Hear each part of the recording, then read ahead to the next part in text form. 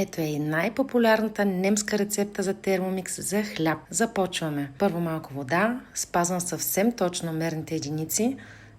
След това прясна мая, само 10 грама. Слагаме всичко и за 3 минути на 37 градуса ще се бърка и ще се разтвори. Ето, вижте, няма нито бучица.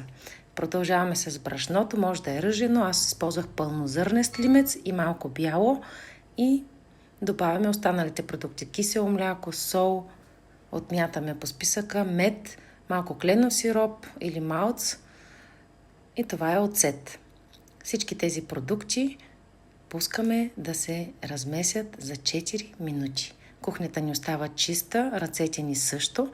След 4 минути получаваме ето това лепкаво тесто, което трудно бихме замесили без уред. Използваме няколко трика за изваждане на тестото, които с удоволствие ще ви споделя, ако изберете мен за ваш консултант. А тази мръсна купа с малко вода и 2 капки веро оставяме да се измие сама.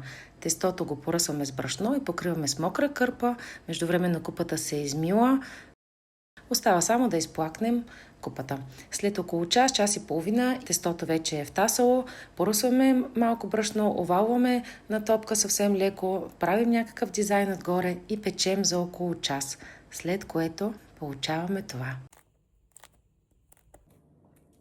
Хляб с брашно по мой избор. Уха е невероятно. Само чуйте. Добре, а? Уха е божествено. Сега ще го разрежа. Супер! Хляб с пълнозърнесто лимецово брашно. Хрупкав и мекичък. Термомикса си е термомикс. За 4 минути размесите тестото. Ако имате интерес, пишете ми.